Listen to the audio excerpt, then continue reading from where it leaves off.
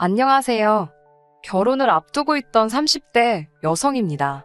결론부터 말씀드리자면 파혼했습니다. 그런데 파혼 이유가 너무 어이가 없어서 어디다 속 시원히 말도 못했습니다. 저희 부모님만 알고 계시는데 속상하신 부모님 붙들고 하소연할 것도 아니고 결국 익명의 힘을 빌려 하소연 좀 해보겠습니다. 저는 대학교를 졸업하자마자 사람들이 한 번쯤 들어봤을 법한 대기업에 들어갔습니다. 사실 부모님께선 제가 대학원에 가길 바라셨지만 제가 솔직히 공부에 크게 뜻이 있던 건 아니었거든요. 뿐만 아니라 그동안 저를 키우고 가르치시느라 고생하신 부모님께 더 이상은 손을 벌리고 싶지 않았던 것도 있어요.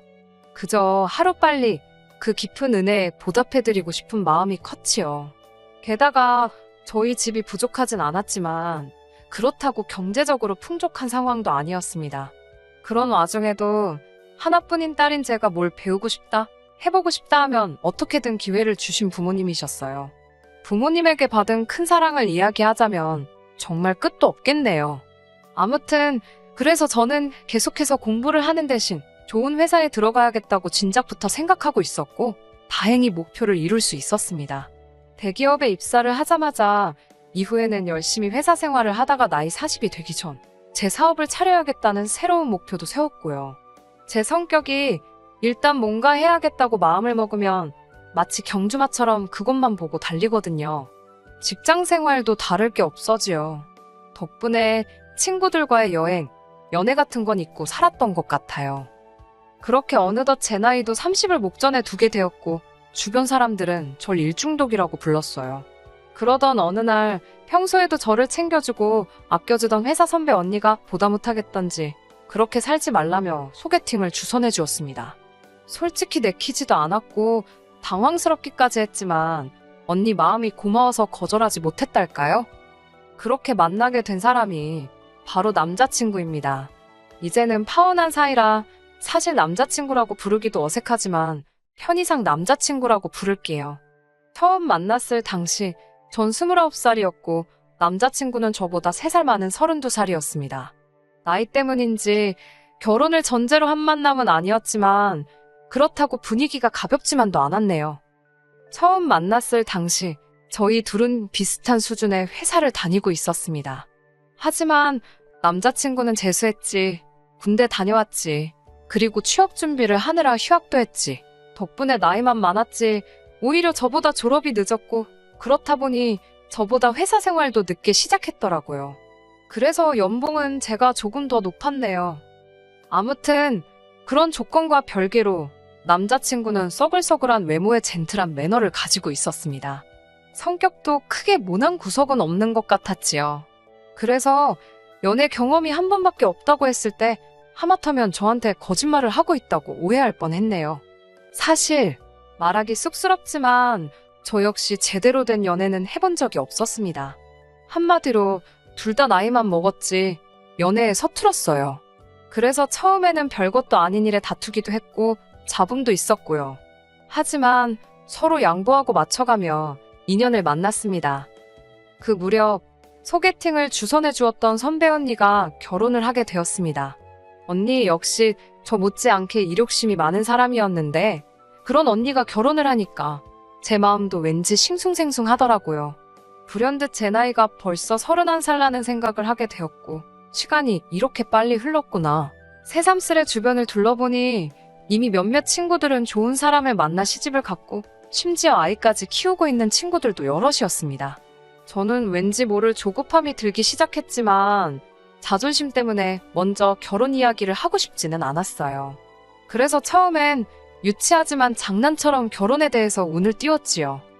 하지만 남자친구는 눈치를 못 챈 건지 아니면 의도적으로 모르는 척하는 건지 얼렁뚱땅 제 말을 별거 아닌 일처럼 치부하고 넘기기 일쑤였습니다. 결국 참다 못한 제가 남자친구에게 확실히 방향을 정해달라고 했어요. 저와 결혼을 생각하고 있는 건지 그게 아니라면 놔달라고요. 그제서야 남자친구는 기다리게 해서 미안하다며 저에게 프로포즈를 해왔습니다. 그렇게 결혼 준비가 하나씩 시작되었어요. 전에는 남자친구라는 사람에 대해서만 알았지만 결혼을 하자고 마음을 먹으니 남자친구의 가족은 어떤 사람들인지 남자친구는 어떤 가정에서 자랐는지 궁금한 것도 확인해야 할 것도 많더라고요.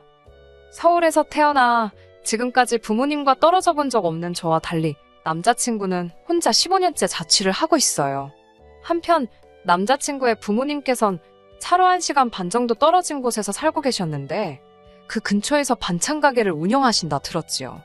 장사가 어느 정도 되었는지는 잘 모르겠네요. 결혼 이야기가 나오기 전에는 그런 이야기까지 궁금하지 않았던 게 사실이고 결혼 이야기가 나온 후에는 괜히 제가 돈 때문에 물어보는 것처럼 보일까봐. 돈 이야기가 나왔으니 말이지만 결혼 이야기가 오가면서 시쳇말로 서로 주머니 사정도 오픈을 했어요. 저는 당시 모아둔 돈이 7천 정도 있었고 남자친구는 3천이 있었습니다. 그리고 남자친구는 할부가 끝나지 않은 차를 한 대 소유하고 있었고요. 저와 만나기 전 주변 친구들이 자동차는 좋은 거 타야 된다고 꼬셔서 얼떨결에 외제차를 뽑았다고 하더라고요. 그래서 한 달에 차값으로만 나가는 돈이 100만 원 가까이 되었습니다. 이 부분에 있어서는 솔직히 너무 이해도 안 되었고 마음에 들지 않았지만 저와 알기도 전에 있었던 일이니 제가 남자친구를 탓할 만한 상황이 못 되었네요. 남자친구는 어머님 아버님과도 좋은 관계를 유지하고 있었습니다. 남자친구도 저와 마찬가지로 외동이라 그런지 남자친구에 대한 어머님의 정성이 대단하셨지요. 게다가 덜어져 살아서인지 어머님께선 한 달에 한 번 내지 2번은 꼭 남자친구 자취방에 찾아오신다 들었습니다. 국이며 반찬이며 챙겨오셔서는 청소까지 구석구석 싹 해주고 가시신다고요. 사실 그 이야기를 들은 이후로는 남자친구 자취방에는 아예 출입을 하지 않았습니다. 저희 부모님 세대만 하더라도 남녀가 서로 집에 드나드는 거에 대해서 불편해하시는 분들이 많잖아요. 괜히 저에 대해서 색안경을 끼실까봐 나름대로 행동에 신경을 많이 썼습니다. 하지만 제가 아는 건 이 정도가 전부였고 실제로 어머님 아버님을 직접 뵌 적도 없고 대화를 나눠본 적도 없었어요. 그래서 어머님 아버님과 식사 자리를 갖게 되었습니다. 지금도 다시 생각만 해도 구역질이 올라오네요. 어쨌든 처음으로 인사를 드리러 가는 자리였기에 뭘 사갈까 고민을 많이 했어요. 그러다 미리 주문해야만 먹을 수 있다는 케이크를 사가게 되었습니다. 어차피 식사하고 나면 디저트가 필요할 테니까 다 같이 먹으면 되겠다는 생각이었지요. 남자친구가 원래 달달한 디저트류를 좋아하기도 했고요. 그렇게 남자친구 집에 도착하니 어머님께서 드디어 만나본다며 너무 다정하고 따뜻하게 저를 반겨주셨습니다. 사실 시집살이라던가 고부 갈등에 대해 안 좋은 이야기를 많이 들어서 긴장을 꽤나 한 상태였거든요. 하지만 어머님의 환영 덕분에 제 마음속 걱정이 눈 녹듯 사라지는 것 같았네요. 그렇게 집 안으로 들어선 뒤 케이크를 어디다 둘까 하다가 조심스레 냉장고를 열었습니다. 그러자 순간 알 수 없는 악취를 맡게 되었어요. 전 솔직히 앞서가던 남자친구가 방구라도 낀 건가 싶었지요. 하지만 냉장고 속을 보니 그 이유를 알만했지요. 반찬들은 뚜껑도 없이 들어가 있질 않나. 언뜻 보기에도 상한 과일들도 보이고. 그때 어머님께서 저더러 상차림을 좀 도와달라 하셨습니다. 제가 냉장고 문을 닫으니 그걸 왜 닫냐며 고기 반찬들 좀 식탁에 올려놓으라고 하시는 거예요. 당황스러웠지만 일단은 시키는 대로 했지요. 그러다 고사리나물을 꺼냈는데 그 위에 하얗게 눈꽃마냥 곰팡이가 폈더라고요. 제가 어머님께 이건 버려야 할 것 같다고 보여드리니 이건 덜어내면 된다며 이 고사리가 시골 어디서 누가 보내준 귀한 거라며 이따 저도 좀 챙겨주신다고 하셨습니다. 저는 일단 떨떠름한 표정으로 표정이 어땠을지 모르겠네요. 아무튼 감사하다고 말씀드렸지요. 어머님께선 하나밖에 없는 아들이 며느리감을 데려온다고 해서 너무 좋으셨다며 갈비찜도 하고 전도 하셨다고 그러더라고요. 제가 뭐라고 이렇게까지 하셨나 싶어서 너무 감사했어요. 어머님은 이제 거의 다 되었다며 저더러 거실에 가서 남자친구랑 같이 앉아있으라고 하셨습니다. 제가 좀 더 도와드리겠다고 했지만 괜찮다고 하시더라고요. 그리고 비로소 긴장이 좀 풀리면서 남자친구의 집을 둘러보게 되었습니다. 남자친구의 집 구조가 특이해서 들어오자마자 부엌이었고 부엌을 가로질러야 거실에 갈 수 있었거든요. 거실은 이렇게 표현해도 될지 모르겠습니다만 한마디로 정신이 하나도 없었습니다. 일단 크고 작은 화분들이 한쪽 벽을 가득 채울 만큼 늘어져 있었는데 문제는 대부분이 죽어 있었다는 거지요. 누렇게 뜨고 마른 잎들이 간신히 매달려 있는 화초들이 즐비했습니다. 게다가 초록빛 곰팡이가 잔뜩 끼어있는 대형 어항도 볼만하더군요. 당연히 그 안에는 물고기도 없었지요. 아무튼 한번 그런 것들이 눈에 들어오기 시작하니까 저도 모르게 자꾸 다른 것들도 관찰 아닌 관찰을 하게 되더라고요. 곧이어 때가 탄 건지 색이 바랜 건지 알 수 없는 커튼이 눈에 들어왔고 그제서야 저는 제가 끌어안고 있던 쿠션을 보게 되었습니다. 하마터면 소리를 지를 뻔했어요. 이건 마른 핏자국인지 아니면 오래된 커피 자국인지 알 수 없는 진한 갈색의 얼룩이 듬성듬성 있었으니까요. 남자친구가 놀란 저를 보더니 대수롭지 않다는 듯 자기 거랑 바꿔줄 거냐입니다. 제가 괜찮다 하니까 뒤집어서 안고 있으라고 했던 것도 같아요. 갑자기 괜히 몸이 근지럽고 솔직히 찝찝하더라고요. 그래서 손이라도 씻고 올까 싶어 화장실로 향했습니다. 화장실은 제가 온다고 치우기라도 하셨는지 거실에 비하면 양반이었습니다. 하지만 손을 씻고 물기를 수건에 닦으려는 순간 거의 토할 뻔했네요. 걸려있는 수건에서 걸레 냄새가 났으니까요. 제가 절대로 비위가 약한 사람이 아닙니다. 웬만한 대화 주제로도 끄떡없는 사람이거든요. 결국 저는 대충 손을 털고 나왔습니다. 인사드리는 날이라고 백화점 고급 브랜드에서 연분홍 투피스까지 사입고 온 제 자신이 우스울 지경이었네요. 아무튼 그렇게 거의 소파에 엉덩이를 걸치듯 앉아 있었습니다. 어머님이 쉬라고 해서 앉아있던 거지만 왠지 가시방석처럼 편하진 않았어요. 아버님은 저더러 똥 마려운 강아지 마냥 왜 그러냐고 농담을 던지셨지만 그런 농담이 당황스럽고 재밌지도 않았던 전 어정쩡하게 웃어 보였지요. 어느덧 어머님께서 식사 준비가 다 되었다 하셨고 그렇게 저를 포함한 모두가 식탁에 둘러앉았습니다. 집의 상태와 달리 모든 음식은 정갈하게 담겨져 있었고 냄새도 좋았어요. 반찬 가게를 하신다더니 역시 솜씨가 좋으신가 보다고 속으로 생각했지요. 하지만 그런 생각도 잠시. 저는 어머님의 행동에 다시 한번 크게 놀라고 말았습니다. 어머님께선 국이 간이 잘 됐나 혼잣말처럼 말씀하시더니 수저로 간을 보시더라고요. 좀 싱겁다 하시더니 맛소금을 어머님 입에 넣으셨던 수저에 덜어서 그대로 국이 들어있는 냄비로 직행이었습니다. 어머님께선 당신 입으로 쪽 빨았던 수저로 온 가족이 먹어야 할 국을 휘휘 젓고 계셨지요. 아버님이나 남자친구는 익숙해서 그런지 별로 놀란 기색이 아니었지만 저는 어쨌든 남이잖아요. 비위가 너무 상하더라고요. 하지만 저도 남자친구와 결혼을 하고 싶어서 인사를 드리러 온 입장인데 정색을 할 수도 없고 그렇다고 어머님께 뭐라 할 수도 없어서 그냥 아무 말도 못했습니다. 식탁에는 갈비찜이 있었는데 아버님은 며느리감 온다고 네 엄마가 큰돈 썼다면서 모처럼 갈비 뜯게 생겼다고 좋아하시더라고요. 괜히 무안하기도 했지만 정말 저 때문에 신경을 써주셨나 싶어서 비위가 상한 것과는 별개로 기분이 좋더라고요.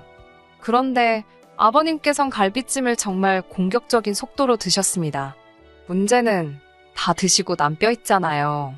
그 뼈를 뭐 당신 옆에다 두시거나 빈 접시에 놓으시는 게 아니고 원래 갈비찜이 담겨져 있던 그릇에 다시 넣으시는 거예요. 아직 거기엔 손도 안 댄 갈비찜이 많았는데 거기에 당신이 쪽쪽 빨아 드신 뼈다귀를 도로 가져다 놓으셨다는 얘기입니다. 저는 처음엔 설마 잘못 두셨나 하고 생각했어요. 하지만 그게 아니었지요.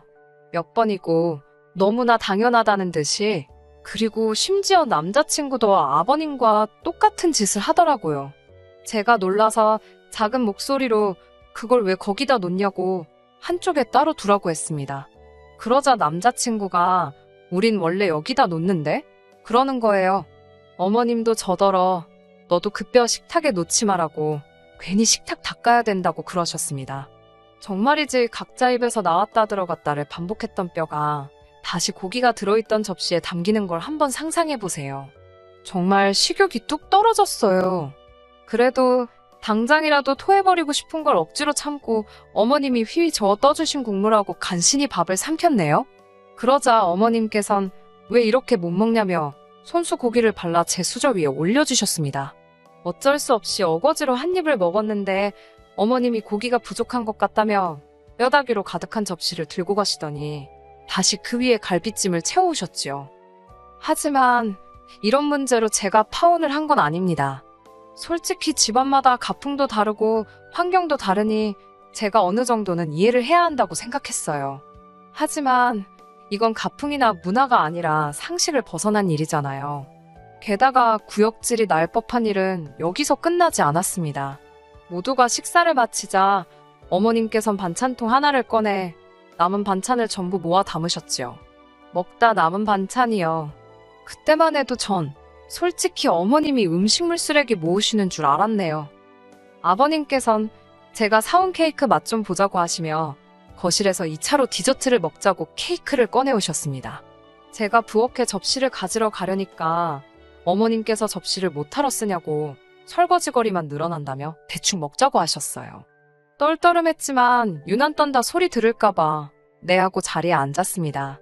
케이크를 꺼내니 아버님께선 당신은 이 크림이 그렇게 좋다며 당신 수저로 크림만 떠드시기 시작하셨습니다.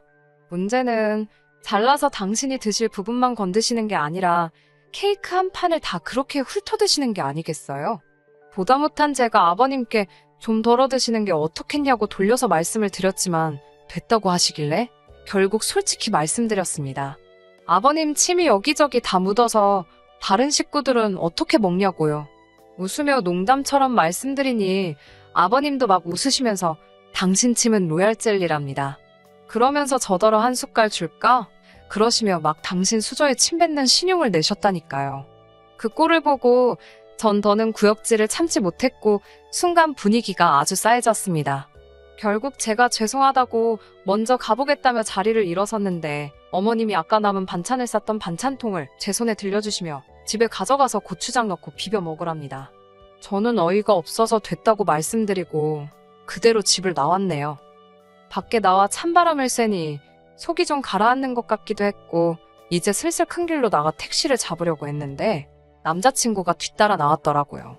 손엔 그 짬밥통을 챙겨 들고 말이지요. 전 남자친구가 제가 걱정이 돼서 나온 줄 알고 괜찮다고 했는데 자세히 보니 남자친구 표정이 울그락불그락 장난이 아니었습니다. 저더러 지금 이게 무슨 행동이냐고 다짜고짜 소리를 지르길래 저도 황당해서 아니 오빠야말로 왜 소리를 지르냐고 받아쳤어요. 그러자 남자친구는 누가 됐건 자기 부모님한테 무례한 건 못 참는답니다. 어이가 없어서 내가 무례하긴 뭘 무례했냐고 솔직히 너무 비위생적이고 비상식적이라 참다 못 참고 뛰어나온 건데 오빠 눈엔 저게 정상으로 보이냐고 물었습니다. 그러자 남자친구가 한다는 말이 한 집안 식구들끼리 뭐가 비위생적이냐며 아주 악다구니를 쓰더라고요. 아니 전 솔직히 말해서 남자친구가 왜 그렇게 격분을 한 건지 파혼한 지금도 이해가 안 됩니다. 차라리 남자친구가 자기 부모님이 절 너무 편하게 생각하셔서 실수를 하신 것 같다 미안하다라고 말했으면 저도 내가 좀 더 참았어야 하는데 어른들이 민망하진 않으셨을지 걱정이다는 식으로 대화가 마무리되지 않았을까 싶거든요. 하지만 남자친구는 미안하다는 말은커녕 저더러 왜 자기 엄마가 싸준 반찬은 안 가져가냐며 왜 자기 부모님을 무시하냐고 계속해서 억지를 쓰더라니까요. 결국 저도 막판엔 그걸 더러워서 어떻게 먹냐고 오빠나 먹으라고 했습니다. 그러자 어머님 반찬 가게 오시는 손님들은 돈 주고 사 먹고 없어서 못 먹는다며 저더러 꼴값 떨지 말랍니다. 도저히 들을 생각도 없고 논리도 안 통하는 인간한테 떠들어봤자 나만 손해다 싶어서 그래 많이 팔아먹으라고 덕담 한마디 해주고 뒤도 안 돌아보고 집에 왔네요. 제가 이렇게 파혼을 했으니 도대체 어디 가서 이야기를 할 수 있겠어요? 이건 뭐 본격적으로 혼수 예단 이야기를 하다 틀어진 것도 아니고 시부모님 되실 분들은 상식이 없으셨고 아들은 재수가 없었다고 해야 하는 건지 파혼 결정은 제가 일방적으로 했고 그래서 한동안 남자친구에게 연락이 오긴 했었어요. 일평생 그렇게 살아오신 어른들을 바꾸려 들지 말라나 옛날에는 다 그렇게 손으로 나눠 먹고 했어도 그게 정이다 생각하고 살았다나 자기 부모님은 정이 많은 분들이라 그렇다나 별의별 개소리를 다 하던데 그냥 깔끔하게 무시했더니 이제 연락은 없네요. 솔직히 제 인연이 아까워 미치겠습니다. 그렇다고 원망만 하며 시간을 보내기엔 제 인생이 아까워서 오늘 이렇게 마지막으로 털어놓고 더는 기억하지 않으려고 합니다. 똥 밟은 셈 치려고요. 끝까지 들어주셔서 감사합니다. 오늘의 사연은 여기까지입니다. 구독과 좋아요, 알람 설정 부탁드리고 더 좋은 사연으로 다시 찾아뵙겠습니다. 감사합니다.